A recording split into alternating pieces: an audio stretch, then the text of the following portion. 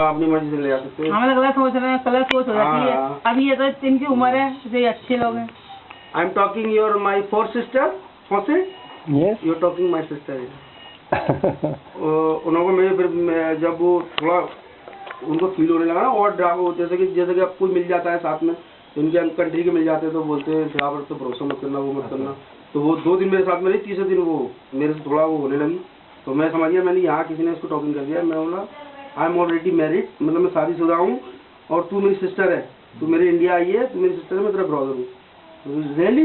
तो चारों चुपड़ गई मेरे से।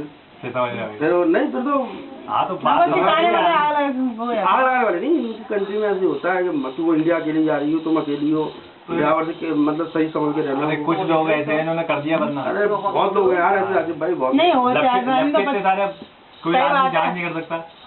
I just understand I am already married. India वालों को छोड़ते He नहीं। said I am already married. This my 4 sisters.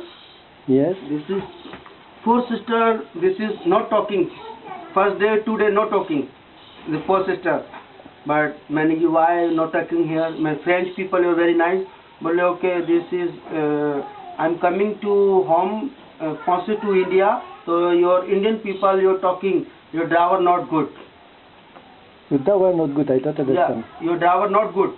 Français you're talking here. But I'm talking. I'm already married. You're my sister. Ah. So you are very very happy. This your puss, your 4 sisters. Every day you're talking. Every day this French kiss. Every day. This one. I think I understand it.